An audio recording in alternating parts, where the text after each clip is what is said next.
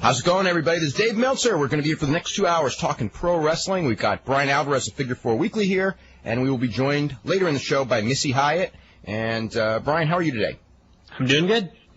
Okay, we got a lot of stuff to talk about as far as the news goes. We had Tough Enough last night. We had SmackDown last night. We got UFC tonight. Some big stuff in Japan. We will probably start with Tough Enough, Brian. Any thoughts on the show? Tough Enough last night was one of those shows where it was just over way too quickly. I got used to the hour format, and then they had the half-hour show, and before I knew it, it was over, and I just thought, I wish this thing was 2 hours long or 3 hours long every week, because 3 hours long, no. It. Huh? 3 hours long. Not 3 hours long. Why not? No, come on. 1 hour is a good time. I mean, half an hour was a little quick, but 3 hours long, come on. Remember those 3-hour nitros? Yeah, I mean, that was nitro. That was not Tough Enough. Okay, we were begging for those things to end. Even on good weeks, I was begging for it to end some weeks. Even when the match. I know. I think hour would be good, and it was too bad. It was just like I was just getting into the show, and then all of a sudden there was the credits, and I went, "Wow, that flew by." That Stephanie McMahon is one nice person, isn't she? Yes, she is. But that Taz, when he ripped down that Bill Goldberg thing, I don't know. That's one of those things that you wonder to yourself, why did that even air? All the footage they shot and everything they could have cut out of that show. Don't you think that that's one of the things they should have cut out? You would think. There's a lot of stuff. You know, it's like whenever there's, quote, reality TV, it's still TV, okay? And I'm always sitting there wondering, okay, now what is, a plant and what is real? You know what I mean? Because I'm not saying this because it's wrestling. I mean, on every reality TV show, there are always suspicious things in the edit. It's just like, you're going like, what's the whole point there? Especially because, like when they're going like, wrong company, I mean, this is really funny is because, the stuff was all filmed in the winter and now it's the summer, which is funny because, you see all that snow and everything. Mm-hmm. And everyone is wearing XFL merchandise because obviously the idea was push the hell, that XFL product placement, and it looks so funny now. Yeah. The funny thing is, when I first saw the Goldberg poster, I thought, okay, why would you be training to get a spot in the WWF and bring a Goldberg poster into your room? And part of me thought they had to have done this on purpose just to get a jab in there at Goldberg. But then part of me thought, I think there's enough stupid people, especially after watching this show, that somebody really would bring a Goldberg poster to their room. So, who knows? So who's the dumb one? Exactly. Who is? I say the WWF for putting it on TV. Oh, okay. What did you think of SmackDown last night? I thought SmackDown was a pretty good show, too. Not a lot of really great wrestling. In fact, I don't think there was really any great wrestling on the show whatsoever. But, I mean, the skits with Vince McMahon, Steve Austin, and Kurt Angle are such a great trio. And they were so funny last night. And, of course, none of them could wrestle, and Kurt still looked like hell, but I guess it was just, 2 days after that match. And Regal and Tajiri were funny, and I don't know, overall, just a lot of good stuff on the show. Austin looked like hell, too, I thought. Yes, he did. Just the whole thing, everything. It was so amazing because, of course, we had just watched, and I know you did also yesterday, just watching Ohio Valley Wrestling and seeing Scotty 2 Hotty do the exact same things on OVW TV, looking so bad doing them. And then he goes on WWF TV from the Garden with 20,000 people. And it's like 180 degrees difference, and he's doing the same thing. Yeah. One of the things I noticed, too, was the Worm looked so hokey in Ohio Valley. And I think part of it was because, it was the context, and the ring was just so much smaller. He really couldn't do it. And I don't know, there's just something about the fact that the ring was so small and him trying to do this that just made it look so much worse. There was something about him in Ohio Valley that did not gel well together. Oh, God, no. Well, I mean, everything is in context, I guess. Let's see. The Tough Enough did a 2.2 rating, which is slightly up. It did a 2.1 for the premiere, but it doubled the teenager viewership, which of course means probably that it half the older viewership, and it ended up about the same. But the teenager viewership went from a 2.4 to a 4.7, which is pretty darn impressive. SmackDown did a 3.7, a number which I think has to be.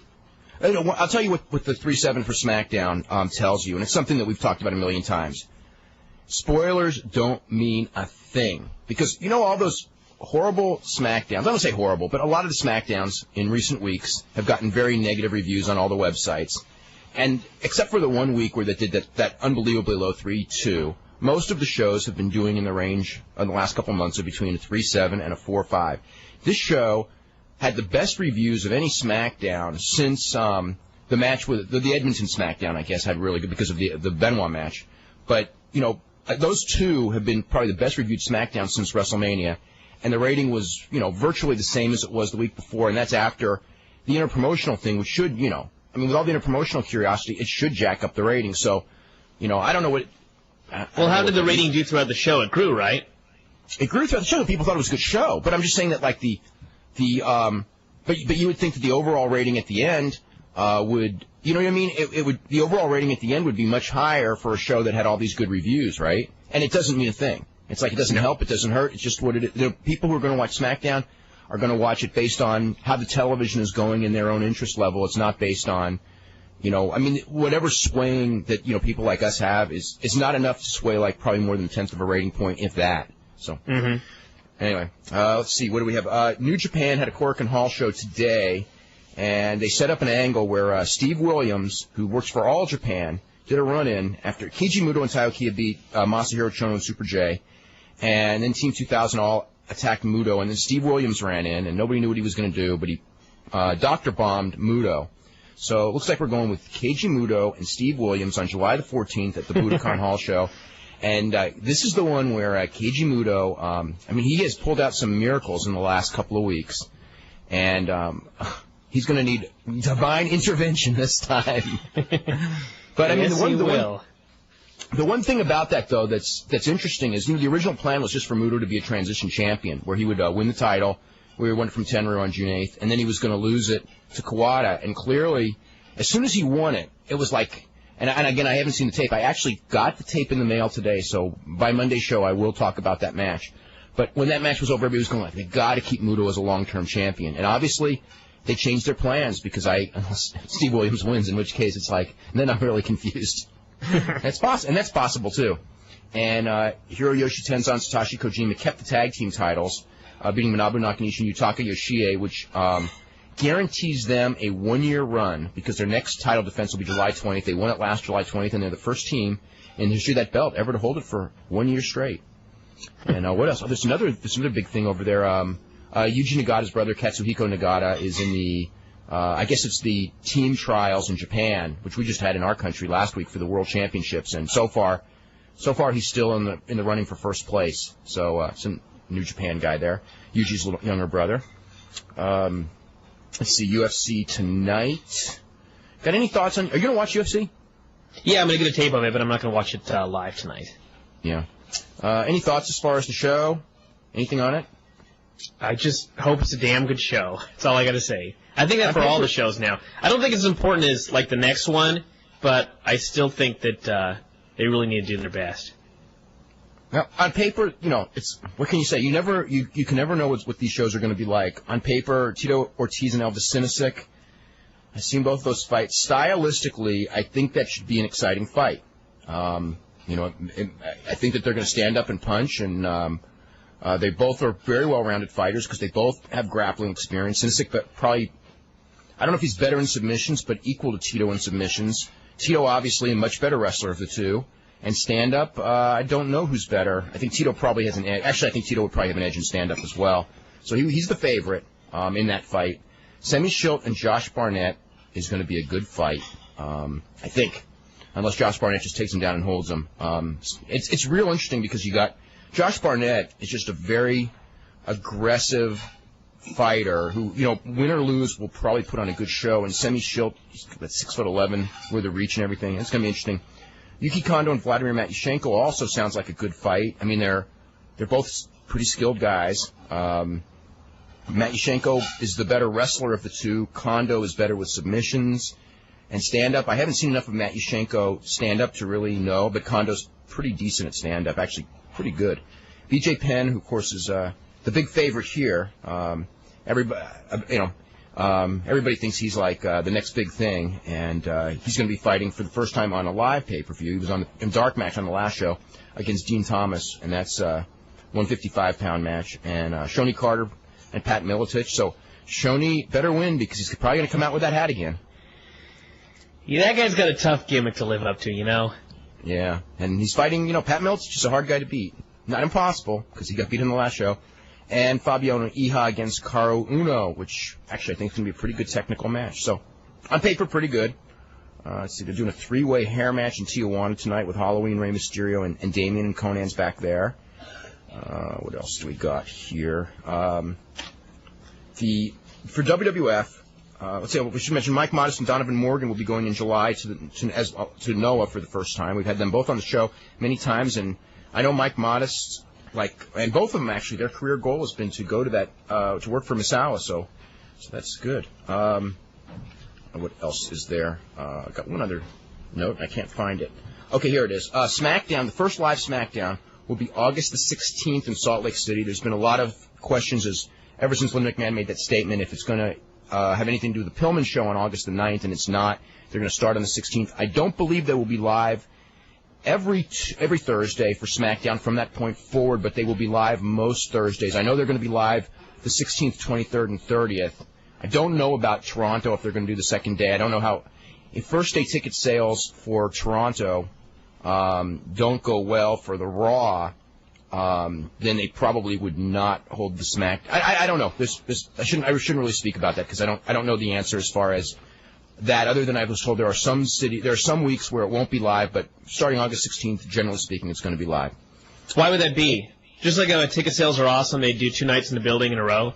No, it's just like maybe some buildings were booked that they couldn't move to Thursday because just because maybe they were booked for a concert on Thursday and they promised the building a date. So, eventually that would mean that eventually they will always be live. Yeah, I think it's just stuff that's pre-booked. I heard there's like a few of them between now and the end of the year. But yeah, no, eventually it'll always be live unless it's probably like a holiday or something like that. So the other thing, which I was thinking about this, is another one of those roller derby analogies. Because there's been so much talk about that WCW name on Monday, and people, saying they don't want to buy tickets for WCW, even though, nobody knows who's going to be on the 2 rosters, because, as I said, they're going to be split. Now, I remember here, in the roller derby thing, they had a team called the San Francisco Bay Bombers, and they were like the big babyface team, and they had, certain skaters who were the big stars on the Bay Bombers. And one year, basically what the league was is the Bay Bombers were the baby faces all over the country, and they would fight assorted heel teams. And then roller derby got so big in the 70s that they had to open up new teams. They opened up a new team in New York, a new team in Chicago, and since all the baby faces were on the Bay Bombers, what they did was they split up the Bombers, so every city, had some of their former baby faces on the new team, okay? And that worked fine in the new cities, like the New York Chiefs were created, the Chicago Pioneers were created, and those cities never had their own team. So certainly at the beginning, the novelty of we have our own team, and everybody on our team are baby faces, that worked just fine. Now, when they came back to San Francisco, what they did was they brought the New York Chiefs as the home team in San Francisco because of the feeling was that the biggest star in roller derby was a guy named Charlie O'Connell, who would be, that era's equivalent of Steve Austin. He wasn't as big as Steve Austin, don't get me wrong, but he would be the equivalent. He was so big, and he'd been the top guy for, by this time, about 12 years. And the feeling was you could not draw in the Bay Area without Charlie O'Connell. So they put the New York Chiefs, who they renamed the Bay Area Chiefs, but everyone knew they were really the New York Chiefs, and they were not the Bay Bombers. And they came in and skated here, and the people did turn out, but the people did not get behind the team. They wanted the Bombers. They didn't care who was on the team. And basically about a month later into the season, what they had to do was they had to basically revive the Bay Bombers and put Charlie O'Connell on the Bay Bombers to save basically the whole operation because the people just wouldn't go for another team. And then later, when the Bay Bombers folded again and they tried to bring the Thunderbirds in and they used all the old Bay Bomber favorites on the Thunderbirds, LA Thunderbirds, this is after roller derby actually folded, they came back here with that Thunderbird name and they couldn't, and then I remember they couldn't draw at all. With that other team name. So there is a precedent that doesn't look good. Of course, that's 25 years ago in a different sport, but it's the same mentality type of sport. So I don't know. I was just thinking about that. I don't know if that means anything. As far as people. We'll know sooner than later. Yeah, we will. That's right. And we've had a lot of letters on both sides of the fence on this one. Actually, more negative. Well, you're going to get more negative than positive. Yeah. But the interesting thing is, in the question, because there's a big question today, and of course it changes, are people loyal to the, because I'll just give an example. In the 80s in wrestling, things changed. There was a big change when Vince McMahon went national. And Vince McMahon took local favorites and came into these cities as WWF against the established, long-time, homegrown company.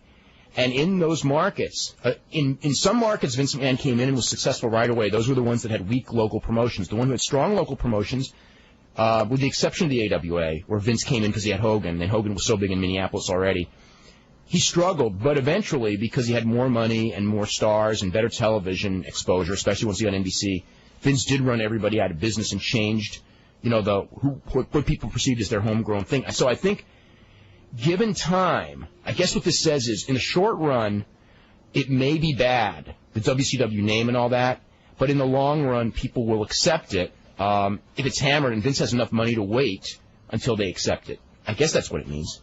I think it's going to be all about the stars, because when I get the emails, it's always like, okay, when I buy a ticket for WCW, am I going to see Booker T and all these WCW guys, or am I going to see the WWF guys?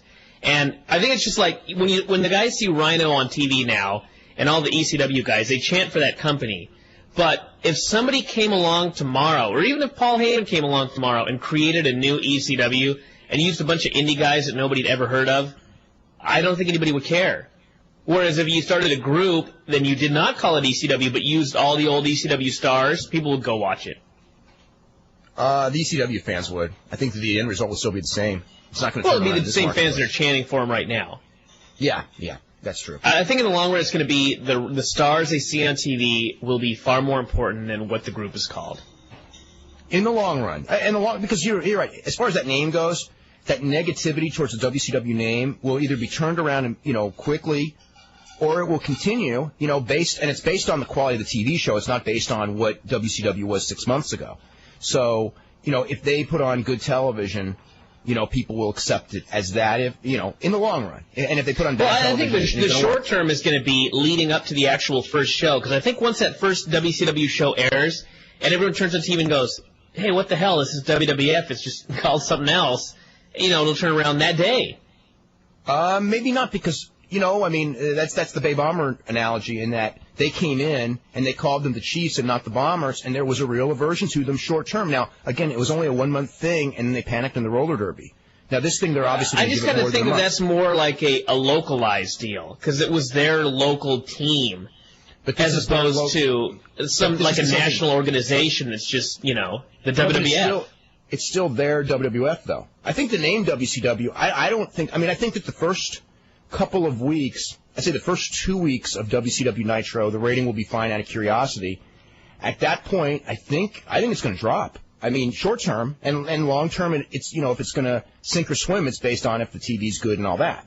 But we'll see. I mean, again, we're gonna find out. We're gonna find out soon enough. This is someone who says, I know a lot of people who will or will not watch SmackDown based on the spoilers. This is especially true during the summer months when outdoor recreation is at its peak. I mean, the one thing, again, that people need to realize is, of course there are people who do that. I mean, and I wouldn't, I'm going to watch every week because I'm going to have to. But if I was someone who didn't have to, and I read beforehand that the show was bad, I would skip it if I'd find something else to do. True. But the number of people who even go and look at the spoilers is a statistically insignificant number, and I mean, last night's rating proves it, because everyone raved about that show, and it did a 3.7 rating. So, and don't, say it's summer, I mean, because it had no, bottom line, it had no competition. Last year at this time, the show, I don't know what the show did like a year ago, but it was a hell of a lot higher than a 3.7, and it was the same rating it did the week before, for a show that, did not have that same praise going in. So, it doesn't make a statistically significant difference, because the number of people who make their decisions based on what they read on websites, does not mean the difference of more than, say, 100,000 or 200,000 homes nationwide, which is what would make a statistical, like 1 point, 0.1 or 0.2 difference. It might be 30,000 people. You know what I mean? The number of people is just not enough. So that's what I meant by that. 99 times out of 100, these excuses are just so lame. Every time. Whoa. The reason people don't watch a show is because they didn't want to watch it. Not a holiday, summer, whatever. Even there were times when the show was hot, where there would be some awesome competition, and the show would still do fine. So, I just hate listening to these excuses every week. Oh, about the summer. Flag Day. Yeah. No, but it's like, we had a summer last year, and if you remember, ratings were through the roof at that time. Oh, yeah, and we've had a summer every year during the boom period, so. And you know what? Maybe not here in Seattle, but everywhere else. Yeah, and during those bad periods, we've had summers as well. We got a lot of emails about this point right here. Boy, oh boy, that pill being passed around last night on Tough Enough. Do you think? Well, you got to learn the business. Yeah, I know, but don't you think that shot of the pill being passed around should have been cut out? I know what they were trying to show, but boy, they're opening their they're opening their eyes into the world of wrestling, aren't they? Yeah, well, why? I don't get it. Why cut it out? I guess because it would, it shows, stage. It shows what wrestling is. Isn't that the point of the show? It's accurate and it's fair, but it also shows. It's like going, hey, why not cut out all the injuries while we're at it? Wrestling's supposed to be fake, right? Yeah.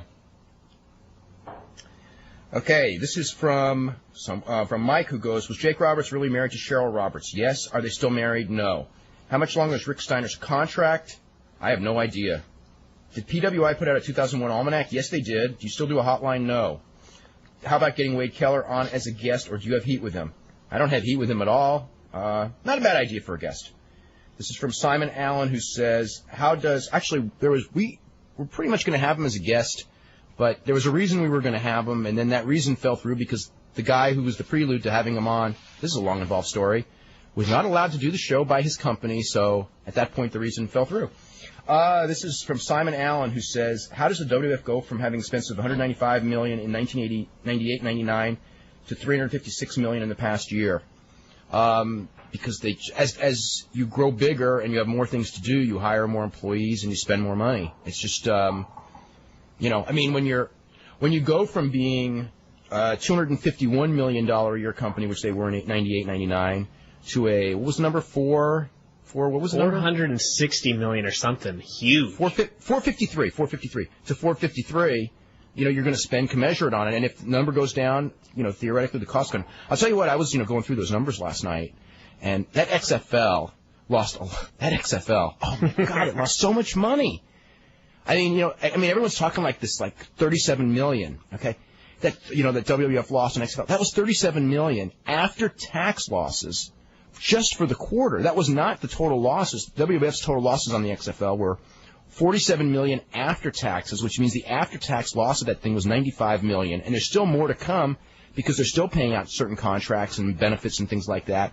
So that thing lost over $100 million. It did. They lost so much money. My God. Anyway, is the WWF hoping that Tough Enough will be an ongoing TV series? I'm not sure there's enough for the show to be I an am. series. They're looking at it for 13 weeks now, and, if it's successful, they'll do it again. I don't think it's the idea for 52 weeks where they'll start a second one immediately after the first one, but I could see, in a couple of months, if this one goes, doing it again. Absolutely. They absolutely will, 'cause that's what television's all about.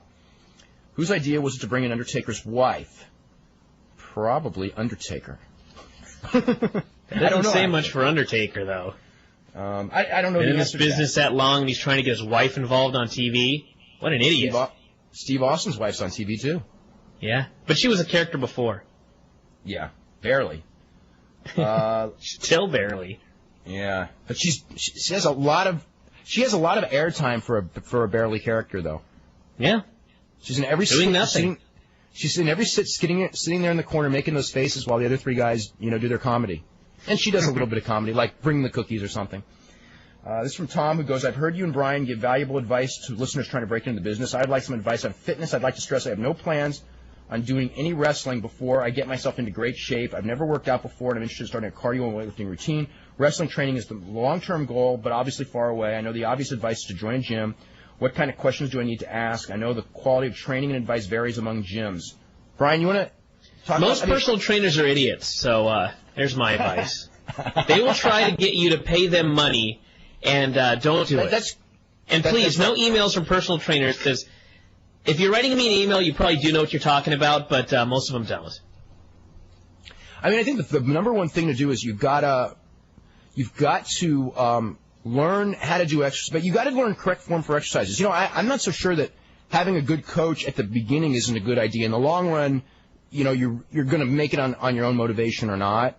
But you got to learn to do the exercises right, and that's important. I would definitely do a lot of cardio, not necessarily running though. Maybe, you know, a lot of wrestlers. I don't know many wrestlers that do distance running, but I know a lot of them that do distance biking because I think it's easier on your joints, and you still get the same cardio benefit, and you get the you know, the leg drive and everything like that from the biking, especially like biking hills and things like that. I think that's like a good exercise. A lot of them will do Stairmaster, especially when they're like leading up to a pay-per-view match where they want to like trim off the fat or they have to go 25 minutes. You'll see a lot of guys doing Stairmaster. If your body can handle Stairmaster, that's a good exercise. My body can't handle Stairmaster. I love it. Oh, we got Missy Hyatt on the phone. We can talk a little bit more about that. Yeah, one thing too, when you're working out, don't worry about all the goofball stuff like your rear delts and everything like that. Learn how to do squats, learn how to do the deadlift, learn how to do the bench press, and worry about that. You don't need to work out. When I was watching Tough Enough, and that guy goes, I work out 5 times a day, I just could not stop laughing because that is a total workout idiot. You need to work out maybe an hour a day, and if you're not on steroids, you don't need to work out every day, and you don't need to work out for 3 hours a day, and you don't need to worry about your rear delts and all that other crap. The only time at the beginning you certainly don't. I mean, I would say concentrate on basic exercise. When you need to worry about some of those exercises like rear delts are good for. There are 2 reasons that people will do exercises like that. Number 1 is if they're in bodybuilding competition where you do need to worry about every little body part. And number 2 is if you have a shoulder injury because of an imbalance, it's probably good to do that exercise. But when you're starting out, or the rotator cuff stuff. Right. But that stuff is okay if you have an injury. But as far as like going into the gym on shoulder day and going, I really need to do my rear delts, you don't. Okay. But, I mean, what I would concentrate on is bench press inclines, overhead press, squats, leg press, probably, a barbell curl, and some sort of a tricep exercise, maybe close grip bench press or press downs or dips. Actually, dips is probably better because I think dips and pull-ups as far as body weight stuff is probably more applicable to wrestling anyway. Yeah. So anyway, that's just a basic thing. And figure out how to do as much free weight stuff as possible because it's so much more valuable than those machines. Wow. You're very opinionated on this subject. Yes, I am. Okay, but I will say this. When you get injured, those machines are pretty good. Yeah. They really are. When you get injured. But to start out with, but free weight, no, I'll tell you, and I've got 25 years of experience when it comes to weight training. And a lot of, I've tried every single thing, and I've experimented on everything. And I will say that, like, if I go away from free weights and onto machines to rehabilitate an injury, and I work my ass off on machines, and then I go back to free weights, I will always get an extra layer of muscle from the free weights that no matter what I could never get on the machines. It is like, 5% more effective. And if you look at the guys in the gym, you will see the guys that do machines every day, and they always look the same. And there's pretty much a reason for that. I think some of that though is aggressiveness though. I mean, because in the gym, this is the other thing about the gym, and we'll get to Missy Hyatt because Missy Hyatt is already on the phone. In the gym, you got to be very, very aggressive because if you are passive in the gym, you will not. 80 to 90% of the people in the gym get no results because they are just passive and they are going through motions. I mean, you have got to be in there like a psycho, like close to a psychotic person. For your hour and 15, work your ass off very, very hard, and those are the people who do that you'll see their bodies change even without steroids. With steroids, the whole thing's different, and I've never been on steroids, so I can't really comment on how your body reacts to that because you have to ask somebody else about that. Okay, anything else on that subject, Brian? That's it for now. Okay, Missy, what's going on? Yes, I'm here. Hello? Hey, what's happening? Hey, first off, I'm hearing all about this steroid stuff. And in my book, I just want to let you know that Dave Meltzer does do steroids. Oh? No, I do not. I'm just kidding. Okay. Last time I did see him, he was pretty buff, though. Oh, okay. Well, that's cool. Come on, put it over a little bit better than that. Go, well, thank you. Thank you very much. You're welcome. Well, I guess the first thing, because we've been wondering this for about the last week or so, there's some rumors about the book. What is the status of the book and the publishing date and all that? Oh, well, let me tell you something. Poor Lauren Michaels at TV Books filed bankruptcy. My book was already done. It was in a printer's copy, which is like it's already set, typed, ready to be printed. They have like 100,000 orders. and then they filed Chapter 13. So now we have I talked to my agent, Peter Ruby Agency, and they have about 10 other distributors that are fighting over the book right now. So it'll probably be, I would say, about September. September? But yeah. It's totally done now, right? Oh, the book's totally done. Pictures, everything. Are you happy with the finished product? I'm very happy with the finished product. Who else is going to be happy and unhappy? Who's going to be unhappy? That's my question. God. Everybody's going to be unhappy. No, I'm just kidding. No, no, listen, you know what? I want to put the rumors to rest right now, because I talked to a friend of mine who's going to remain nameless in the World Wrestling Federation, that everyone's scared of me and scared of what I'm going to say in the book. You know what? I make more fun of myself. Okay? The book's about me. It's about me, Missy. It ain't about nobody else. It's not about me giving oral to so-and-so and so-and-so. Well, there's a few of that. But, I mean, I make more fun of myself. And there's certain people in there that I did take care of, but I didn't say things about. Mm-hmm. You know, so, I mean, they ought to get off of it. I mean, go on with their lives. I mean, people that are really, really worried that, maybe they have a reason to be worried. But I make more fun of myself, okay? And plus, if you were ugly or a loser, I didn't name you. Okay? Wow. So, there you go. Okay.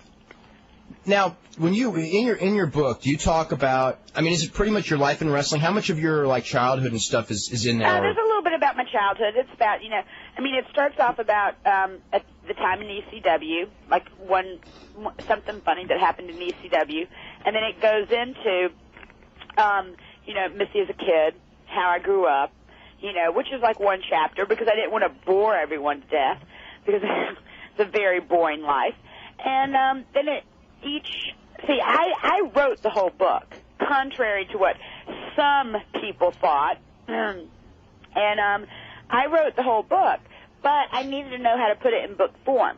So the two guys that helped me do it, they said, okay, well, why don't we do it we'll do World Class as a chapter, and then UWF as a chapter. And we gave the chapters a name, like Alabama CWF, Alabama Alma Mine, Oklahoma Blues. I mean, we named them. We gave each time that I worked, in a territory a different name. So, and it's just antics and that stuff that happened. I mean, I make fun of I have a picture of me with this big hair. I'm like, what was I thinking? A picture of the Farrah Fawcett hair. Like, what was I thinking? That was just the year. Yeah, I mean, well. I mean, at the time that was Dave's mullet. Can I tell you something? I had that winged back hair way a little bit too long. Okay, but I make fun of myself, if anything, and I don't really make fun of anybody else. It's just my life, and I talk about all the ribs. That's the main thing, is I talk about all the jokes that was played, and how the first month I was in wrestling, I'd walk into the dressing room and they go kayfabe, and I'm like, my name's not Kay. I mean. But I don't really expose the business, because it's already been exposed anyway. I mean, what am I going to tell everybody? Oh, wrestling matches are predetermined. Oh, duh. Yeah. I mean, I don't really bless anybody that doesn't deserve it. So, people will be happy. People are going to laugh at the book. Now, in the last couple of years where you've been kind of in and out of wrestling, do you talk a lot about, your life as far as, kind of getting away from wrestling? Well, the book ends with me going back to college. Okay. So, the last couple of years is not in there. It was going to end with my marriage, but since I got a divorce, I had them take out the wedding picture and take out all that, because, please, the guy's a big friggin' gay loser. And I didn't want that in there. Wow. Well, since you started on that subject, briefly, let's talk about the marriage thing. Yeah. Okay. Whatever. No. I'm as far as how when we were divorced and just I don't know, just life after that too. No, I have nothing about being divorced and life after that. No, because the book was already written while I was married. The book was written and completed while I was married. And then we just went back and took out the ending of, you know, oh, I got married happily ever after. Yeah, my Fanny. So it was like I went back to school, and, you know, school's something that, you know, no one can take away from you, education, so everybody should get an education. I mean, I don't try to throw in any philosophy to anybody or anything, you know. I mean, hey, I talk about, like, you know, like how it tells about how I first discovered wrestling and how it was the most incredible thing and how I knew that's what I wanted to do. And, you know, and it's real fun reading. Real fun reading. What's your thoughts as far as the situation, you know, valets in wrestling, which I guess would be the term, they, you know, some of them, in fact, I'm just going to talk about valets. Women in wrestling. I mean, it's a very interesting thing, and you would probably have better perspective on this than just about anyone. Yes. We'll see women in, like, say, a Sable in China, someone like that. When women in wrestling, unlike men, when they get really, really over, there is a resentment for them. There is, we all know there's a double standard. And I'm not saying, there is. Of course there's a double standard. I mean, let me tell you something. If I would have had a quarter or 1/5 of the push that Sable or China would have had, oh my God, I would have been in hog heaven. I mean, they never pushed me. I was just kind of there, you know.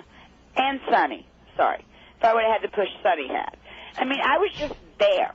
They never really used me for anything. They used me as comic relief. They used me as their Marilyn Monroe. Oh, let's get someone to dress up as a bad witch. Oh, let's have Stan Hansen spank her and throw out of the locker room. You know, they used me as the goofball, which I didn't mind. Hey, as long as that check was coming in, dress me up, make me a goof, I don't care. But there is double standards. I know a lot with Sable there was double standards because she was so over that the guys look at her and they think, you know, hey, a woman shouldn't be in this business. But you know what? It takes men and women for this business to go. Now, the one thing I was going to say... I also believe that there's just, like, when there was the old WCW, they had, like, you know, every match can't have a chick. I mean, come on. Yeah, yeah. You know, every match there was a woman. You couldn't tell them apart. Yeah, now, but the one thing I was going to say is, like, when you talk about every name you mentioned, from Sonny, Sable, China, that really had a big push in the WWF, all of them left on very, you know, abrupt terms. I guess I don't want to say necessarily bad or good, but... Now, I don't know about Sable's abrupt. She left because she was a friggin' moron.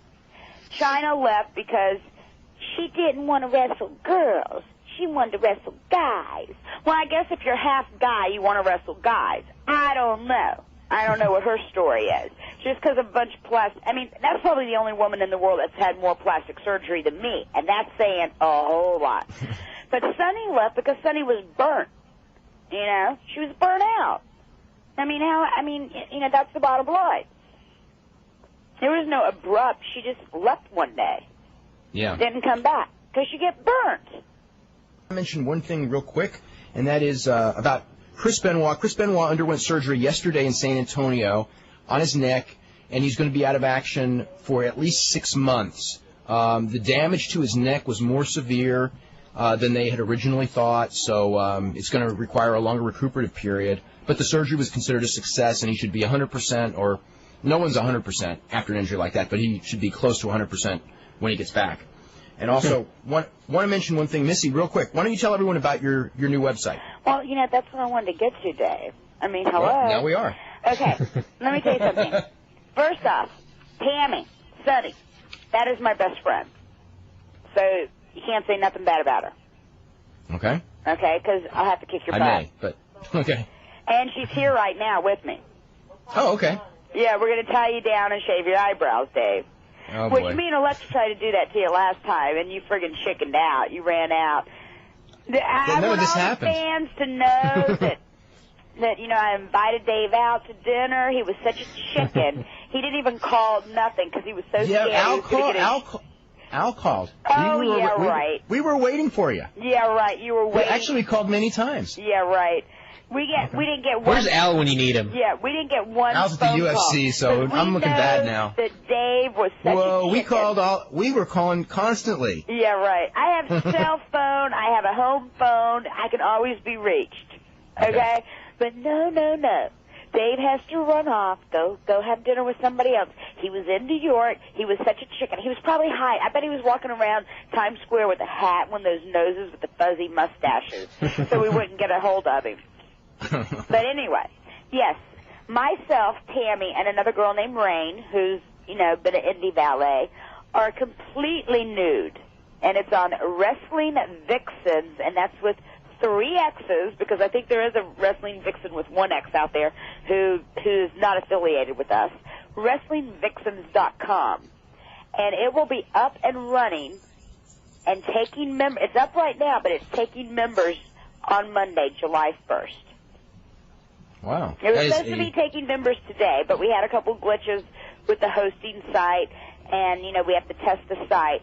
But, and we also had a lot of problems because some people took some pictures off the bikini stuff and ended up putting naked bodies on it, and it was all over the web for the last, 12 hours, 24 hours. So, but I just want to let everyone know out there that my business partner is an attorney, and Sal down in Florida is the man. He's my attorney, and he's my business partner. Everybody. And everything's copyrighted and owned by WrestlingVixen.com. Anybody that tries to even backdoor or snag a picture off there and put it on another site, you will be found, you will be sued, and you will have to get kicked out of you. Did I say that word? You already did. Oh, I'm sorry. Hey, if we can plug the website, then you can say any word you want at this point. Okay. But anyway, Wrestling Vixens with 3X's.com, and you're going to see nothing but Missy and Tammy. And let me tell you something. I just want to let all the fans know out there, though, that Tammy had a problem getting naked in a few of the pictures. Okay, we had to coax her to get naked, but she had no problem laying on me and licking my neck and my face. Okay. For the double pictures. Now, what's up with that? I have no idea. What's she saying? That's a good question. Those two. What? I'm sorry, what? Now, was she naked when she was licking you? Because maybe that was a problem. What is that supposed to be? I don't know. If she had her clothes on and she was licking you, she wouldn't have had a problem with being naked. Then the problem would not... She was half naked licking me, but to get her completely naked, it was like a lot of coaxing. It was like... So what we have figured out is that other half is where she has her problem. Oh, you mean it's me? No! Oh, okay. I thought it was so clear. Duh. Hello. Oh. Anyway. Hey, it's just going over my head today. Okay. No, but anyway, the site's really hot. It's going to be updated twice weekly. So we're going to have video clips because every photo shoot we did video. So you can download a minute and a half of the video, like Tammy taking a bath. And then the best shots, though, I got to tell you that the 2 hottest shots have to be, we completely painted each other in paint. We were naked, and then we rolled around on the canvas. And then we cut the biggest piece, and the number one, it only got 12 pieces. We're going to sell those, too. There's going to be things that you can buy, like the shirts that we wore, on the site, but the number one goes to the Brian Pillman Memorial. Okay. We both signed it, and we especially it says this is for the Brian Pillman Memorial 2001. So that they're going to auction that off on eBay. But the other canvas and then the men's shirts that we wore were great. And then the other one was us standing in the shower pouring thick cream on each other's naked body. So we got we got pretty kinky. Now, you haven't started taking memberships yet, right? I'm sorry, what? No, I actually have a valid question here. You have not started taking memberships yet, right? Taking memberships on the 1st, on Monday. Okay. I'm just wondering because I'm going to be interested in seeing how this actually does because for many years people have been trying to make money on wrestling on the internet and it always fails. Well, and let me put it like they have this. made money on porn, however, so... They make money on porn. Do you know the DVD business, or not DVD, but the VCR business? Do you know how the VCR business started? All because of porn. Okay, I didn't know that. I thought it was because of wrestling. From what I've heard. Yeah, I'm the just internet business, the main staple of the internet business was porn. Yeah, because it's the only one they could get people to pay for. You're right. And so, I mean, this is a pay site. there's going to be free bikini pics, but yes, this is a pay site. I mean, hey, do you think I'm going to, let me put it like this. China and Sable, they can take their clothes off, and Sonny even turned down Playboy. I didn't really turn down Playboy. WCW turned down Playboy for me for $50,000. Well, if this goes all right, we're going to make way above that. I mean, if we're going to take it all off and show it to everybody, I want to make as much money as I can. I mean, and there's nothing wrong with that. You know? Hey, this is giving me some ideas here. Huh? What business and the ideas? bottom line is, so many people, we are targeting the audiences that all the guys, when they were 14 and 15, you know the first person that they, you know what to, was either Tammy or myself. Now, you know, they're 25, 26, they got money, so they can pay the $9.95 a month. Right? Mm-hmm. People have been waiting to see this. There's an interesting philosophy to that. They've been waiting to see this. In 24 hours, do you know how many hits WrestlingVixens.com got? No. 4,000 hits. Wow. Now, I got a question. I've got a question on Dave, this. I think that's more than yours. Actually, it's not. But it's Oh, Dave, heal seriously. on me. No, seriously, it's not. But You get 4,000 hits a day? Oh yeah, way more than that. Way more than that. Yeah, seriously. Yeah. Yeah, right. And it's all repeat business. It's all the same thing as Dave. He just keeps hitting it over and over and over. Because he has nothing better to do. They're not paying $9.95 though to get to our website. No, that they're may be not. the You know what? difference. Do you have any? Is Dave naked on the website? Oh God, please. That would Yeah, be exactly. it. We would never have 4,000 hits then. Then it would be like, you know. It'd be like 4. 3. Yeah, I know. And then I would be really scared of who those 3 were. So. Now, Brian does get propositioned every now and then on the website. Oh, really? Every now and then, yeah. We'll open up the pay section eventually. Yeah, Brian. Hey, listen, thank you, Brian, for what you said about me and your figure 4 a couple weeks ago. Finally, somebody in wrestling figured out a way to make money off the internet. That's right. That's why I'm wondering about memberships. Right. Hey, I hope it does well. Right. Oh, I'm sorry. I No, said is there- 4,000. It was 35,000. Okay, well, that's a better Since number. Wednesday. Okay, that's a better Since number. Now, Wednesday, I just got a call from Sal, my business partner. He just called on the cell phone, and Tammy answered. And he's like, corrected me because I said 4,000. Okay. It's 35,000 hits since Wednesday. Okay. Your lawyer's listening right now? Yes, he is. Okay. Now- Remember that, Dave. Now, Remember that. Hey, Dave, so you do get hits because, you know, we might start a guy section. How you look? How do you look? how do I look? I could not answer that question. Why don't you email me a picture of yourself? Because, you know, Okay. we are going to do a male section. Weren't there some pictures in Wrestling World you could send her? Oh God, please, from 1990 with that hair. Listen, Oh my we God! have You think? digital camera. We can fix stuff if you got some kind of funky Can you stuff give me a going. haircut in the picture? Yeah. They did on a Yada. Oh, you are? You got it? Okay. Yeah. Did I ever tell you that story, Dave? What's to tell me? When's the last time you were to the Yada website and saw your picture up there? Oh, yeah, the Dave Meltzer picture? Yeah. It's a goofy picture. They gave you a haircut on the website, I swear to God. No, they did. They really did. Go up there. Okay. Go up there after the show. They gave you a haircut. It was amazing. It's amazing what you can do with that stuff. Exactly.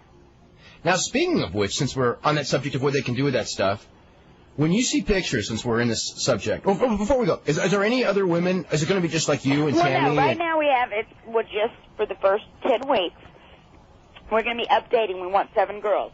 We're going to have Major Guns, we're in negotiations with, April Hunter, she's a redhead, that went out Yeah, with from Rick Nitro Steiner. Girls. Or actually not Nitro Girls, but she was an Rick NWO Steiner girl. chick. Yeah, one of the Scott Steiner. Scott Yeah. Steiner.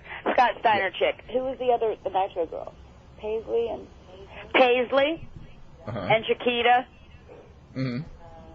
It's very hard, Dave. Let me tell you something. It's very hard to find women in wrestling that haven't been naked already. Imagine that.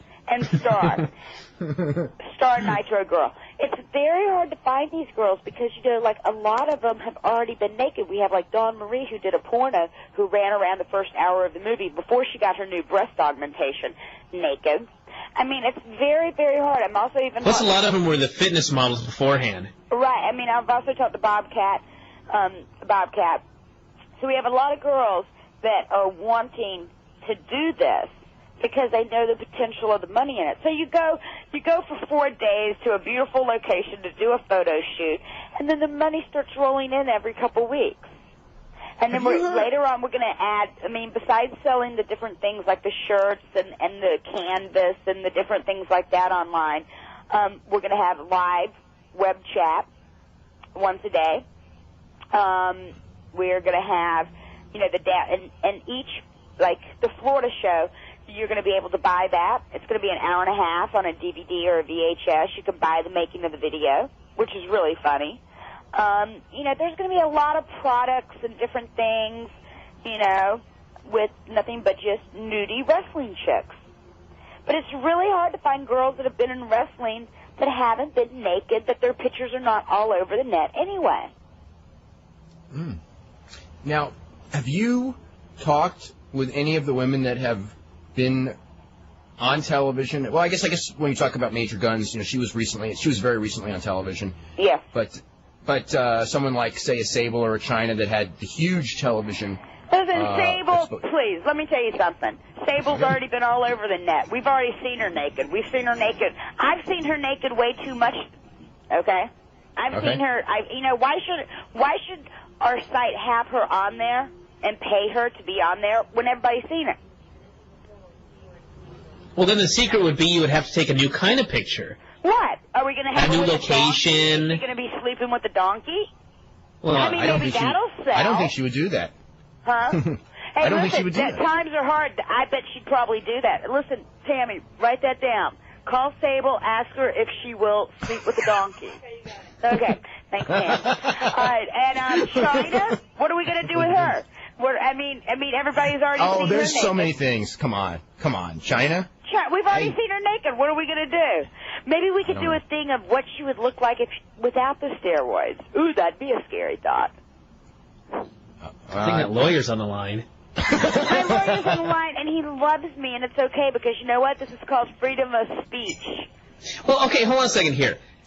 Okay, you guys are going to have 8 women, let's say, and you'll all take your picture. 7. Okay, 7. I want my goal is to have a total of 7. That way, one a day will have a free, you know, not a free, but a live chat every day. That way that you can go in onto the site if you're a member, and you can talk to her and chat and talk to her. Okay, now, if you have these 7 women that are going to take their pictures, now, according to your theory, once everyone sees those pictures, they're not going to want to see them naked anymore. That's not true.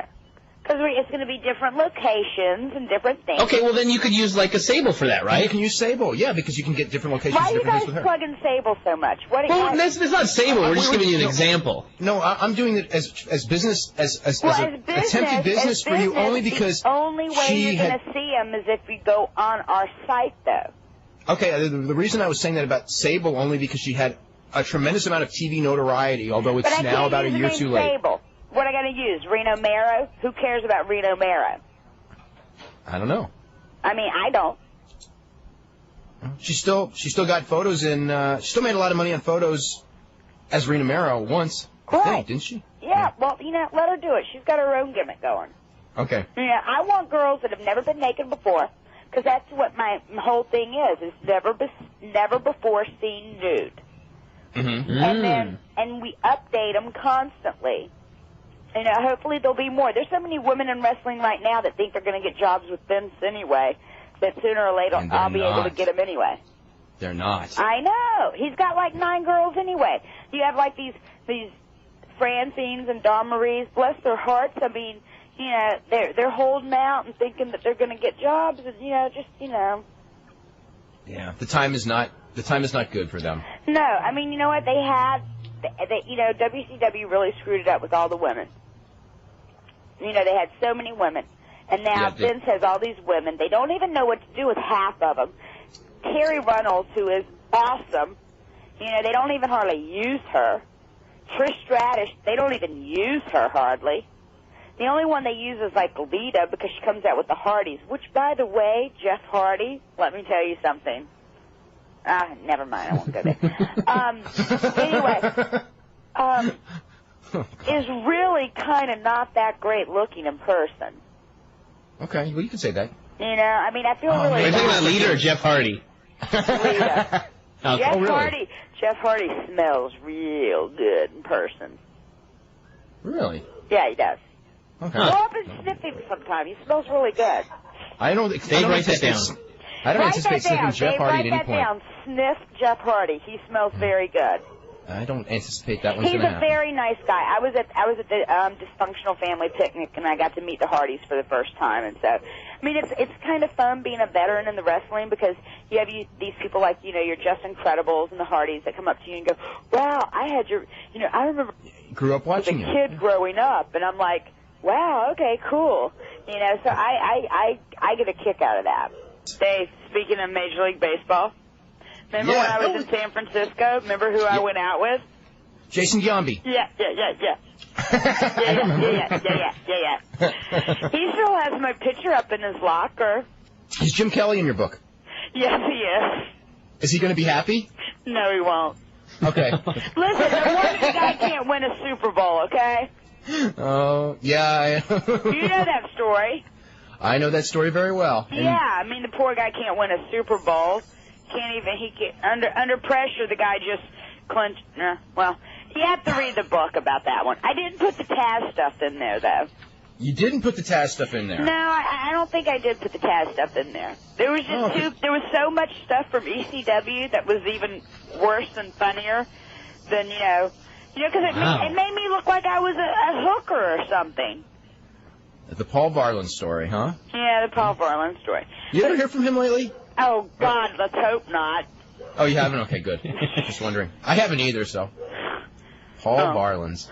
For some reason, Paul Varlin's name comes up on this show, and there's always good comedy with Paul Varlin's. Of course. Him and Taz. How funny is that? I don't even get a thank you from Taz. Can you believe that? Like this guy that's like 7 foot something's going to put you over. Yeah, right. Because I had to promise him sexual favors. Oh. I had to work on him for over a week, too. Really? Yeah. What was? See, I make a good attorney, huh? I can get anybody to do anything. Tell me about those discussions. Except Dave. What? Well, Paul, it would be very, very good for your career if you would just do it. Taz oh, man, you should be a booker. You should be a booker. No, you should be a booker. I never said he could be a booker. He doesn't even know what a booker is, please. No, I mean, you should be a booker with that line. I know. I should have been. Hey, listen, anybody doesn't want to do a job, send Missy in. Missy will get it done. I'll use whatever I have to use. I'll tell you what, Brian, when you sit down and you write your movie about wrestling, you should have a character like this. Like Missy? Oh. She'll play it. I'll play my ass off.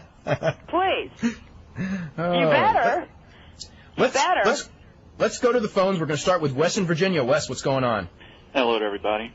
Missy, first question for Missy. Did you have any problems with people in the locker room? I mean, you went out with some people in the business. Did that make it difficult for you in the business? No, not really. It's more usually uncomfortable for me in case there's 2 or 3 guys that I've been with in the locker room. Because I get a little embarrassed, I'm like, meanie, miny, mo, meanie. But no one ever made it really difficult for me. The only people that ever made it difficult for me was the people that I managed, like the Steiner brothers.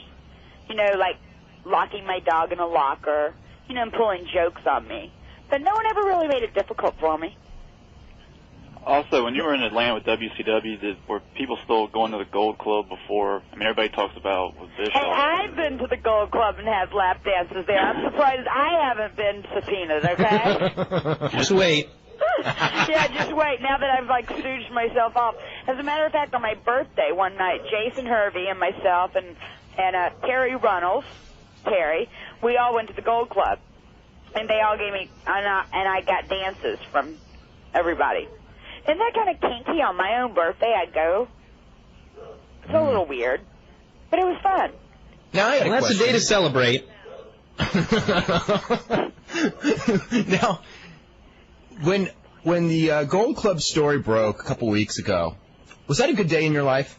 No, I just kind of laughed about it because it's Eric Bischoff. I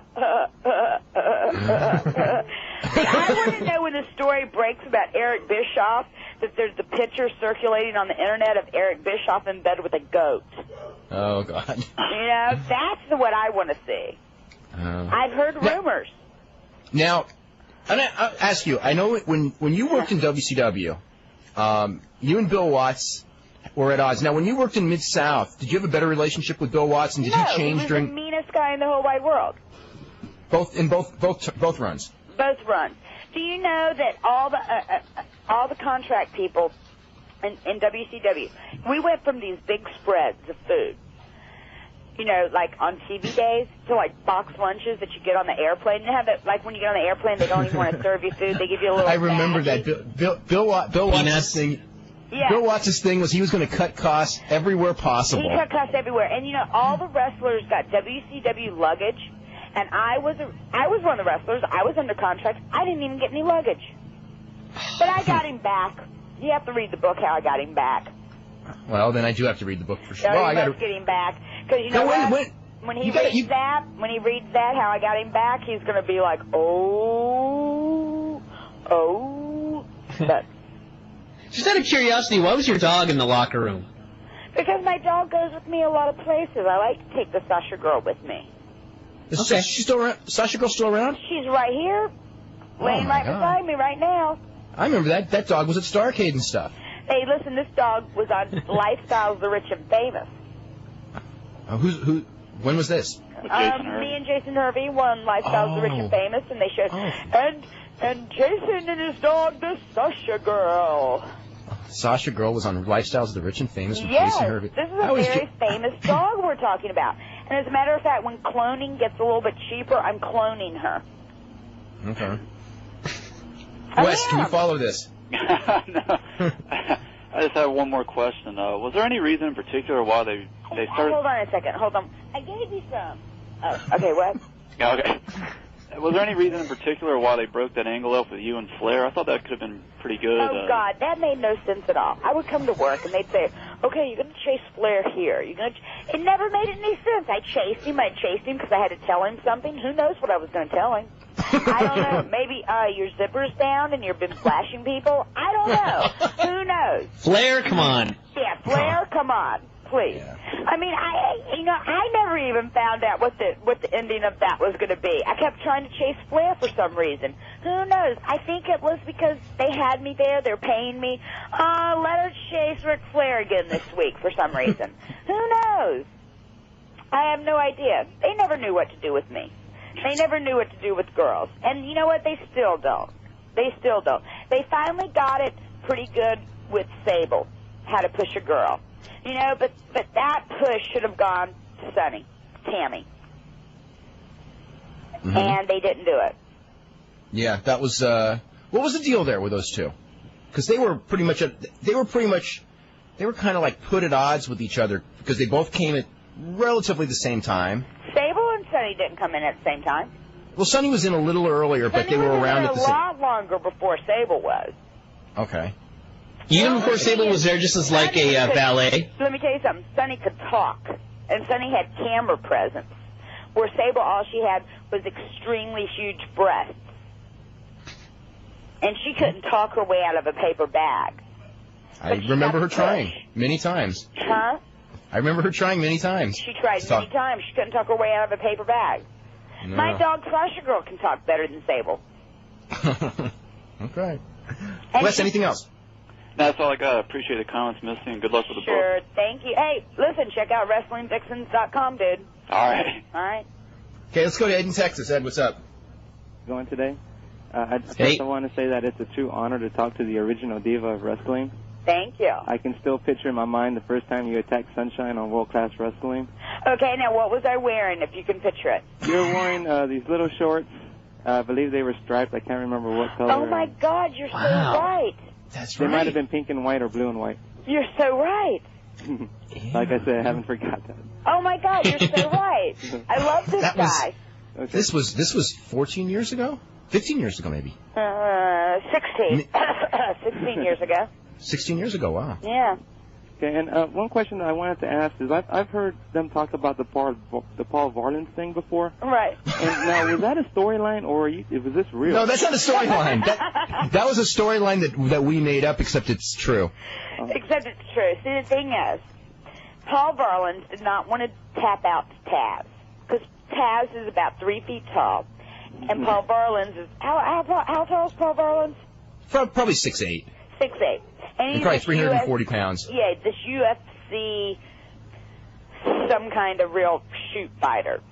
No, he's just a big guy. Just some big... The polar bear. The polar bear. Dave, remember him sitting out there at the pool and he wouldn't leave? Yes, I remember this. You and me and Dave are sitting there not even talking to him and talking to each other, and the guy still wouldn't get the clue to leave. Poor guy. Anyway, and this is after I promised him sex and never gave it to him, and he still, bugged me. I don't know what his problem was. Well, you never gave it to him. I never gave it to him. He came back from the dressing room after... Well, no wonder he kept hanging around you. Yeah, well, what happened was, I promised him, I kept telling him it'd be good for his career, this is the only way he's going to get into wrestling, he's got to show that he's a team player, blah, blah, blah, blah, blah, blah, Missy being the booker, blah, blah, blah, because, see, he wouldn't do it. And so Paul Lee calls me, Missy, you got to get Varlin. He likes you. Get him to tap out to Taz. Television show. Huh? Like some sitcom of someone blowing someone off and the guy, totally not seeing it. Yeah, and then so he does it, and he comes back after he taps out from Taz, and in front of everybody in the dressing room, he goes, Missy, are we ready to go back to the hotel? I'm like, I don't go out with you, bro. And he just kind of sunk his way out of there, you know. No wonder he hasn't been back. Yeah, well, his career's dead. And I've had the pleasure of seeing you in World Class, Mid-South, WCW, and ECW. And I'd like to know is who were the people that you were probably the closest to in each area, and who were the people you hated the most in each area? Oh, my God. The people I was close to, I loved Sunshine and World Class. UWF, I'd have to say Eddie Gilbert. WCW, well, Elise Granda, she's my best friend. She worked in the production office. And ECW, I'd have to say I met Kimona. Mm-hmm. You know, she became my good friend. What's up with her anyway? People that I didn't like is all the rest. No, I'm just kidding. No, wait, what's up with Kimona? What happened to her since WCW? I think she started working with Hulk Hogan down in Universal. Oh, really? Yeah. Huh. That's a hot little hottie, mama. Mm-hmm.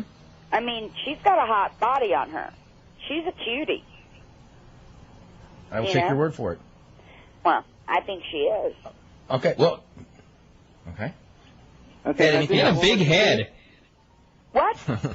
I always noticed that. What? Maybe it was because her body was so petite. No, it's because she's got a lot of hair. That could be it, too. Yeah, she's got a lot of hair. Could it be because... alone. Brian, could it be because it was a small ring? That could be it, too. It's all illusion anyway.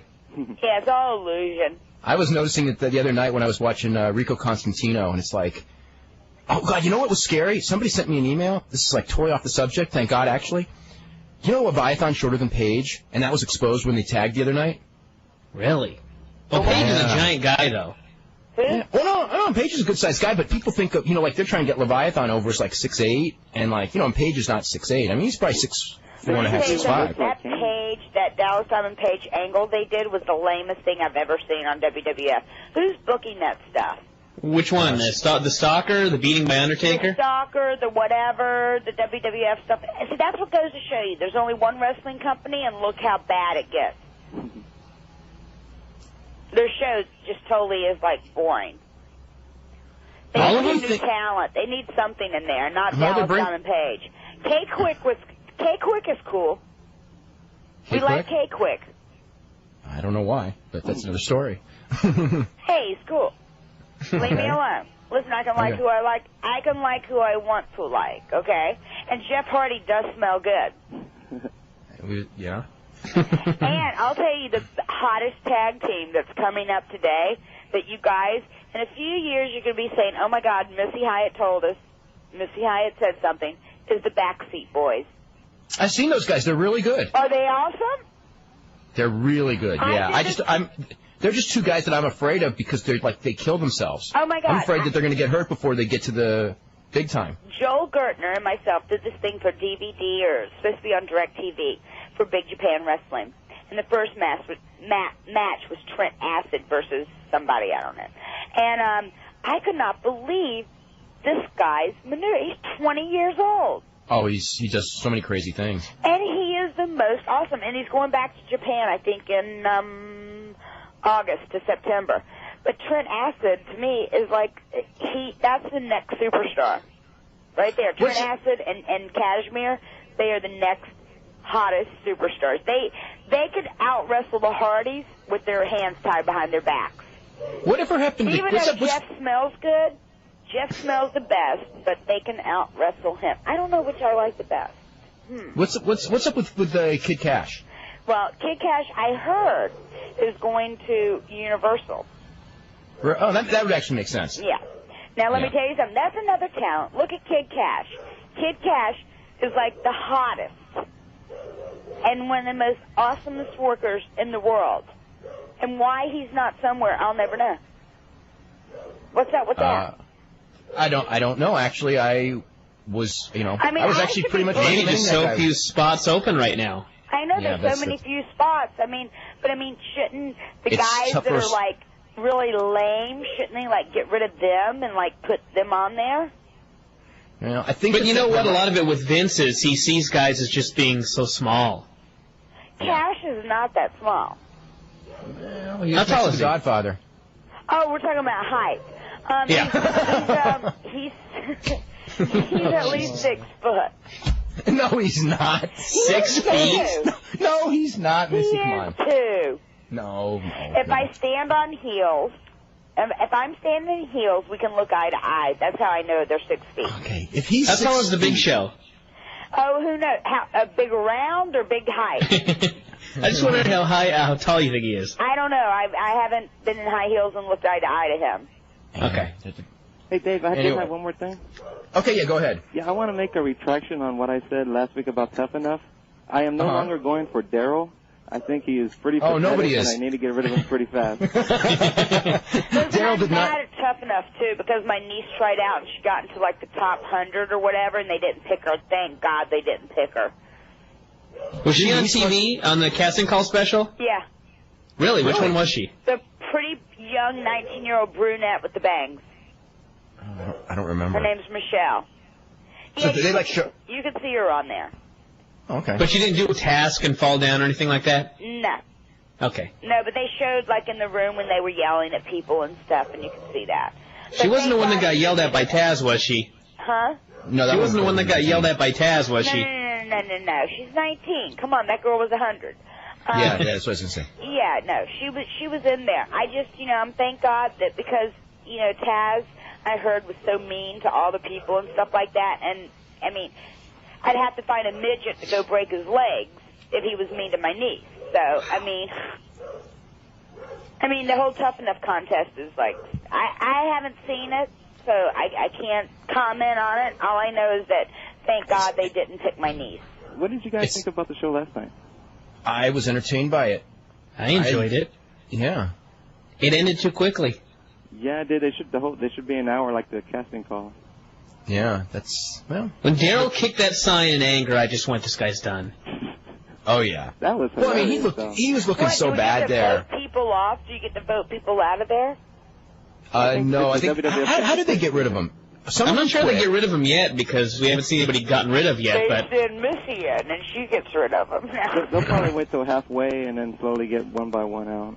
Well, one of them, I think... I think what they said was that, they were supposed to get rid of one person a week, but by about halfway through, there were more and more people dropping out every week, so I guess we'll see. And we have all these emails from people who know things that I don't know regarding Major Guns and April Hunter. Especially Tylene Buck, apparently has been nude before on video. So anyway. Isn't she in that Best of Backyard tape? That is the tape. Completely nude on video? I don't know. But they said just topless. Okay, I don't know. Okay, well, I just found out I was topless.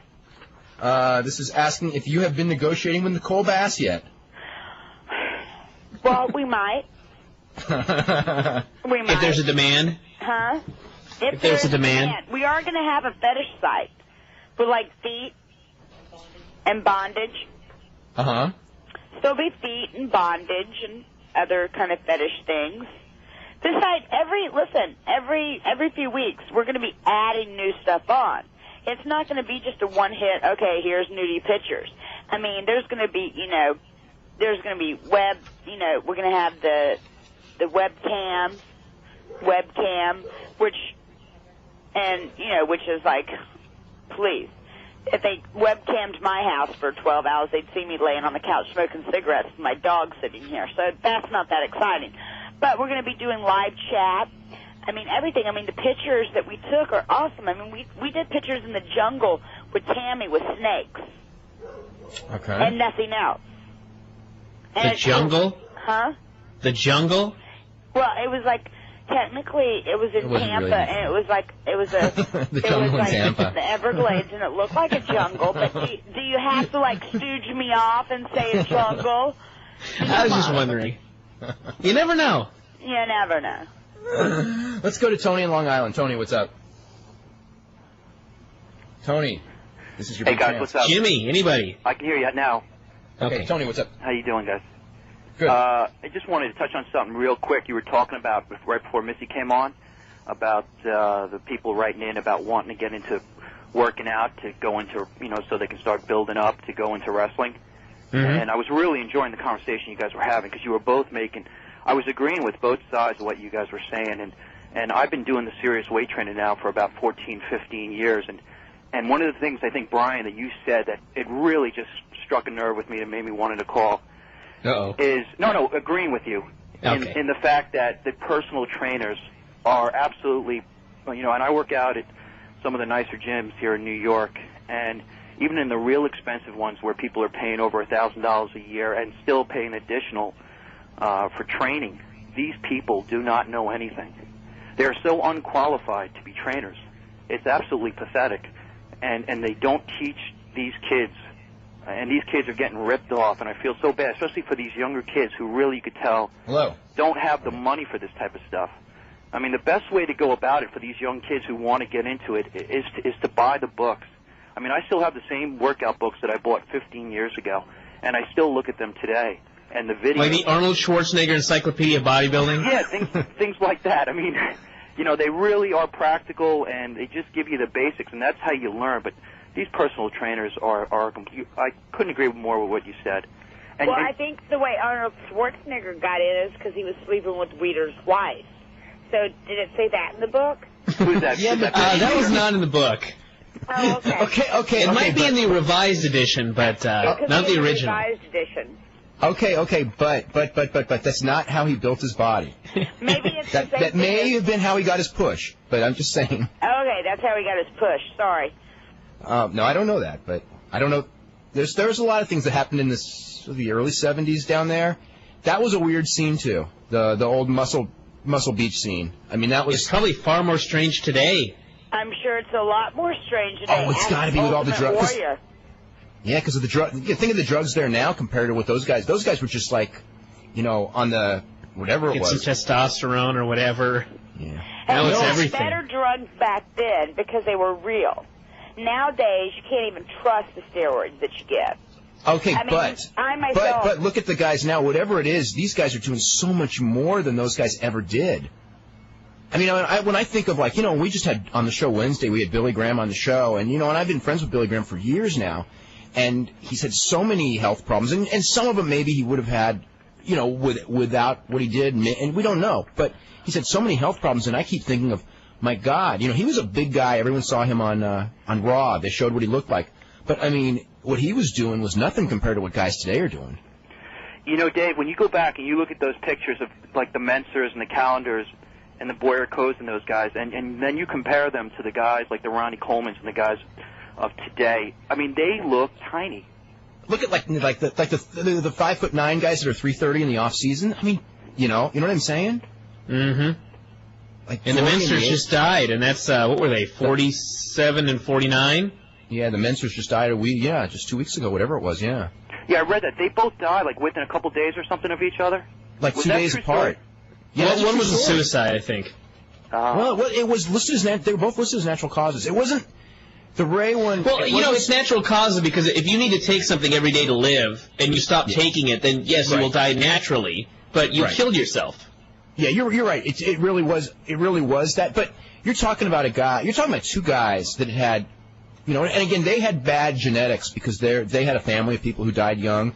But I mean, at the same time, I mean, they had heart problems, they had kidney problems. I mean, these guys in their 40s, and they were like, when we were kids, they were like the picture of health. I mean, the Menser, you probably remember the Menser brothers. I mean, Brian, you probably know about them, don't you? Yeah. Mm-hmm. Yeah. I mean, because Mike was always Mike will be in the magazines forever because of probably goes through all those articles. Hey guys, I got one last point that I wanted to ask your opinion on and share something with you. I just came back from vacation down in the Caribbean. I just got in this morning, so I didn't get to watch any wrestling. I missed everything this week. You didn't get to see Puerto Rico wrestling? No, actually, the resort we stayed at had no TVs in any of the rooms. And all it had was one. Hey, listen, if you pay an extra $50, you can probably get a room with a TV. No, they don't have it. They don't have it. But what they had here was one big screen TV, like a TV room. And I joked to my girl. I said, it's Monday night. I'm going to have to watch wrestling, even though we're down here. And I went that one over. That's what I would say, and that's when oh boy, I know what happens after that. Well, yeah, this was earlier in the day, and she's like, yeah, right. But anyway, so I managed to sneak off. I wanted to catch because I noticed that they had like. I used to do that too. Early in the day, I'm looking at the list of U.S. stations they have. They have like TNN, TBS, and I'm looking down the list. I'm like, oh yes, USA, they got it. I'm going to see here. TNN. I know. TNN USA is history, dude. I know. I mean, I watch it every Monday, but it's still USA is ingrained in my. After all the years, and when I thought about it, I said, you know what?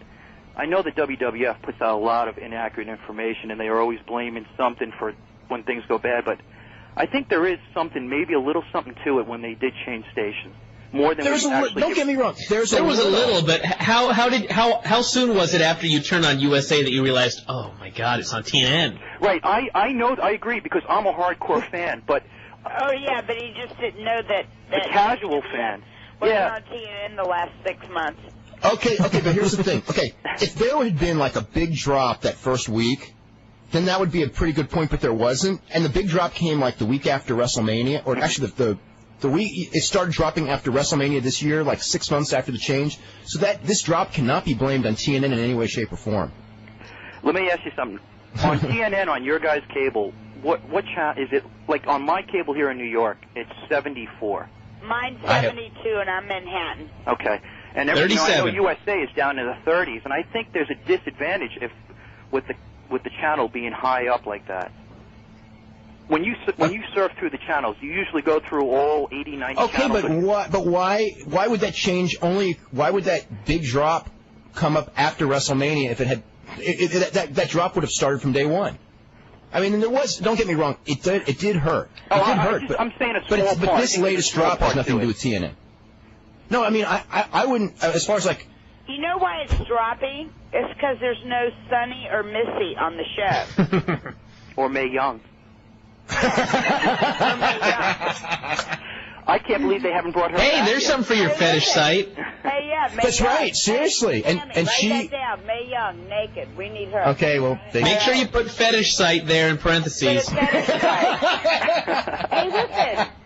listen. I'm sure there's a few old guys out there that like to see some of that stuff naked. And even somehow I think when I'm old, I will still want to see younger women. Maybe it's just me. May'll do it. Hey, if she kissed sexual chocolate, she'll get naked. Boy. That may very well be true. Yep. I'm not liking this visual right now at all. Guys, one last question on that Jacques Rougeau interview, which was great. It was a great interview. When he took that swing, he told that extensive story about with the bulldog there.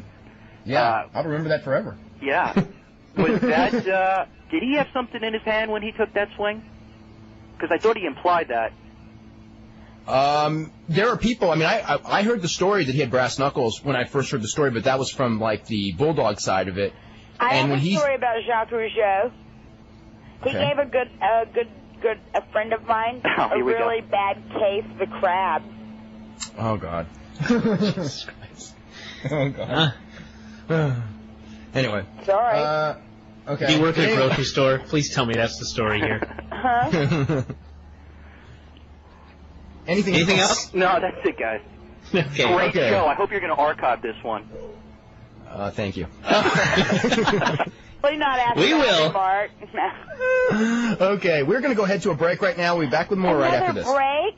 You are listening to Wrestling Observer Live.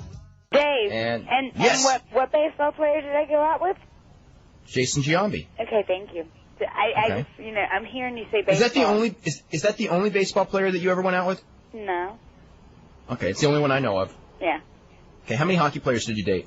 Oh, God. And this is the last segment of the show. We don't have a lot of time, do we? I didn't say name them. I just said, like, give a round number. A round number? I don't know. No. I remember some of those hockey stories. Yeah, you know some hockey stories. Now, Bill Watts was real mad about some hockey stories, wasn't he? Yeah. He didn't like that when I would call on my 1-900 hotline and talk about what I was doing. You know? And then, but my hotline was still the number one hotline against, Jim Ross was on Saturday, so he had all day to plug it. I had 2 30-second spots to plug it on Sunday. And my hotline was still the highest rated hotline, higher than Sting, who was the world champion at the time. So, go Sting. What would Sting have to talk about, though? He had nothing to talk about. That's why his numbers dropped so fast. Out, like you guys were talking about. Oh, well, if you work out like this and you don't do that and blah, blah, blah, blah, blah. Okay, Missy. My stuff was interesting. My life is interesting. You just talked about your life on the hotline? That's no news or anything like that? No. She talked about wrestling my stuff. Life, and I would give gossip. I'd make up stories about the wrestlers. You mean kind of like Gene Okerlund? Yeah, basically. And my numbers are still better. My numbers were still better than Gene. And then they turned it over to that Bobby Heenan, and Bobby Heenan got my time, and my numbers have never been beat for Sunday since I've left. Well, they're never going to be beat now because that's a dead industry. Well, it's dead, so yeah. But you know what? I'm just waiting to see how Vince. I'm waiting to see how long it's going to take Vince to try to convince all the divas to get naked to do a pay site. Because when Vince starts seeing that Missy Hyatt's rolling in all this money... that's a tough one to cross. Huh? That's a tough one for him to cross because... Yeah, with the piece... Yeah, I know. Ha ha. Yeah, it would... he could make money on it. Actually, he could make a ton of money on it, but there's the backlash probably isn't worth it. That's right. So, ha ha ha, Vince, I'm going to make money. Okay. Let's go to Jimmy. Jimmy, what's up? Is Jimmy gone? Yeah, I want to speak to Missy. Well, She's here. Missy. Yeah. Man, I tell you one thing. This is just like a dream come true. Get to talk to you and have Sonny in the same room with you.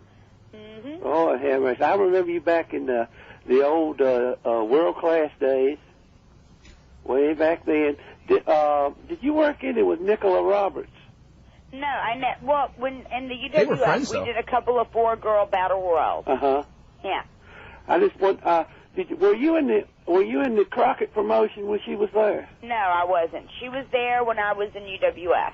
Oh, okay. Yeah. And let's see. I saw something in a magazine a while back.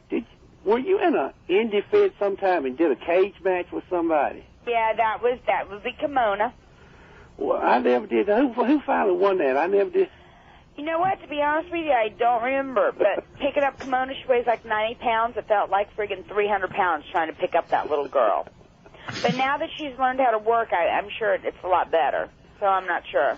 Well, are you a blonde or you got dark hair? Well, I'm a blonde, but you know what? If you check out Wrestling Vixens with 3x's.com, you can see all of me. Oh, I'll tell you, I will be putting $10 toward your site. You better. Okay, I'll tell you another thing too. I remember that picture. What did you have? The hockey sticks? Yeah. Oh God, that was so hot. And what hockey sticks? I mean, where they had in the wrestling match, it was covering your nipples and stuff. That wasn't me. That won't see. Oh, Lord. Those were kendo sticks. If Oh, you okay. look at the picture, the body was tan and the face was white. Uh-huh. Yeah, they put somebody's, they put my head on somebody's body with the two Oh, kendo my sticks. God. Oh, There's is everyone listening to that? I tell you, Oh, my God. Hey, can I You give can do a with the internet nowadays and digital. Can I give Sonny a message? What? Can I give Sonny a message? Sure. I tell you Hold what. on 1 second. Okay. Hello? Sonny? Yeah. Oh, my God, we got Tammy Sitch on this line. Yes, Tammy. I've always followed you, and I've been a big fan of yours. Well, thank you very much. Last time you was in WCW, I was just, when you left, it was just I couldn't understand it, Well, I really didn't like what WCW was doing. I didn't like what they were headed for. Right. So I just, said, all right. That's None of us did. Well, what got me was, Tammy, I really got pissed off a lot of wrestling chat rooms. They were talking about where you'd let yourself go and everything. I tell you, you're a sexy damn woman. I tell you that right now. I don't care. A little bit of meat on the bone ain't never hurt a woman. Okay, then. I mean, I don't mean to embarrass you, but it just kind of. Hey, nothing embarrasses me. And everything embarrasses me. I'm gonna sign up for y'all's website because I tell you, y'all are some sexy women. I tell you that. Well, thank you very much. All right. Well, Monday's a day for you, Jimmy. Okay, y'all have a great weekend. Oh, gosh. Okay. We've got Eddie in New Orleans. Eddie, what's going on? Guys, man, I can't believe I'm following Hillbilly Jim up there. God, that guy scares me. This is a channel. Hey, Dave, this show should be on the Comedy Channel of Hyatt, man. It is hilarious. So that guy. I'm glad you like it. It's great. Well, hey, Dave, Brian, y'all always do a hell of a good job getting the word out. But Missy? No, Missy's not on it. Oh, well, Sunshine, Tammy, Lynn Cinch, and all. Sunshine? Sunshine. Wrong chick, babe. Wait, what? I'm Wrong 20 decade, years but. younger. Oh. Yeah, wrong decade. Whatever happened to her anyway? But anyway. Yeah, well, I wanted to throw down the gauntlet and challenge Missy Hyatt. Could you put her back on? Hold on. Thank you. Hello. Miss Hyatt, I've watched your work, world class. I go way back and all that fun stuff, and admired your work. But you know what? When you said that mention about you make more money with your phone line, you were promoting that, and you knew what you were doing. I want to challenge you. Throw down the gauntlet. If you think you can go against Vince, go after it. If you think you can make more money, do it. I'm doing it right now. No. I'm talking about, if you think you can outmatch Vince, put your own league together. Get on TV. Oh, come on. Nobody can fight Vince. No one can out-promote Vince. No one ever said that. No, she's the one that's talking about it, saying, she knows everything. Come on. She didn't say she could out-promote Vince. Money off myself. Hey, money makes the world go round, and if you got money, you could do a league. I think myself and Tammy are getting naked on our website because I smell Porsche. Okay? I don't want to run a wrestling company. If I wanted to run a wrestling company, I guess I'd get backers and I'd try to run a wrestling company. But then you United learn States something? Is dead. Then you learn something? United States is dead. Well, I mean, then you learn something how to do it? Jabroni. Oh, yeah, that's easy. Easy one. Come on, come back with me. Come on. Throw another one at me. Come on. You see? Dead air. It's always good. All right, anything else? I respect your work and all that. Yeah, whatever. Get off the fucking friggin' phone. Oh, come on. Bring it on. I don't know who you are, but you know what? You'll probably be the first pervert that signs up to WWF. No, sorry about that. Yeah, he'll be the second. I'm not calling to blow my own website down here, okay? Yeah, whatever. All right, I'm not calling to get pervs to spend their money on me, okay? Yeah, okay. Well, you know what? Go home and live with your mom and No, I own my own home. Okay? I own my own home, sweetheart. Yeah, right. Yeah, right, I do. Is it a double wide or a single wide? No, it's actually a one-story beautiful house in Metairie here in New Orleans. Yeah. Oh, in New Orleans. Yeah, in New Orleans. Yeah, what's wrong with that? Right there. Oh, that's right. Well, of course not. We all can't be like you. Dead bodies floating up in your. Oh yeah, we have dead bodies. Yeah, and we even have vampires. That's really. Oh, great. Yeah, yeah. I'm going to call a friend of mine. We'll put a spell on you tonight. Ooh, Don't Voodoo. worry. Oh, so it's Missy Voodoo Hyatt. Whoa. Yeah, that's a right. new one. Why don't you go run off with that one, too? Yeah, I'll try. Listen, to make a buck, I will. Okay? Oh, yeah, exactly. That's You know what exactly it is? what you are, I'm making a Jew, buck. And you people down in New Orleans don't like Jews. You So people? know what? Well, you people? You could just- This is a good one. Come on. What else? What else? Teach us something. Come on. I'm going to call you Professor Hyatt, because you're just Okay. teaching. Okay. Oh, Is God. that it? That's it. All right. Is anybody left? Brian, are you I'm still here. there? Okay. David, in Long Island, what's going on? oh my God. Oh, my God. David, save my show. Please. Well, what do you want me to do? Ask about pride or something? What's going on, David? Well, I wanted to ask Missy. We know how Lance Storm likes to use lots of logic holes in his argument. Does he like to use lots of holes when he has sex? Oh, God. Come on, David. What the hell is going on today? Oh, well, it's our fault. Jeez. Okay. Missy. Who do we have here right now? Missy, you there? Yeah, I'm here. Do you guys Okay. not screen your calls? I guess I don't. Today was one of those days, you know? You know, do you not screen your calls? Like I Now want is- to own a wrestling company. I know. Like I want to lose money. I know. You know what I'm saying? Yeah. Like I want to be like lose millions of dollars. Like I want to run wrestling shows. No, I just want to show naked women. What's wrong with that? Is there anything wrong with that? Who from Philly? Paul, let's go. What's going on? What's going on? Hey, Paul. how are you? Hey, guys, how are you? Yeah. From Philly? Yeah. Oh my God! You know who lives down there? Who? Trent Acid Oh, yeah. from the Backseat Boys. Have you had sex with him? Who have you not had sex with? I know someone. Who? Who? Brian? Dave? Brian. Brian. I'm safe up here in Seattle. Hey, that doesn't mean you're not safe. Because you know what? I wanted Kid Rock, and I did a radio show on Monday, and I challenged that skanky hoe Pam Anderson to a wrestling match. And we put Kid Rock in a cage up above the match, and the winner of the match would get Kid Rock. That's great. Yeah. I think I'm going to go watch Wrestling with Shadows when this is over. You know what? Speaking of Wrestling with Shadows, if anyone knows how to get in touch with Bret Hart, I want to have I might know someone. Huh? I might know someone. You know someone? Let him know. I might. don't want him, but I do want a sperm because I'd like to have a child. And I think Bret Hart's sperm would be great sperm. That I've never thought about that ever. Well, with my looks and brain and his brains and wrestling ability, the kid would either be a fabulous wrestler or they would be an awesome hockey player. There you go. See? Thought about it for at least 5 minutes. I've been thinking about it for a long time. Okay. Anybody that knows Bret Hart, please let him know. All he has to do is just stick it in a cup and freeze it and send it. Dave, Yes. do you think that Lou Thez is sitting by the computer listening to the show? Yeah, because he's mad that they're talking about Brett as a great wrestler, not him. Oh, I don't know. I don't know if he is. Dave? Probably not. Yes. Could you make this a 2-hour show today? It is a 2-hour show. I mean, Come a on now. 3-hour show today? No, we cannot. Okay. I couldn't even if I wanted to. Missy, Yes. were you ever with Kamala? Come on, that's a good one. No, but you know what they used to do to me? This is the funniest thing.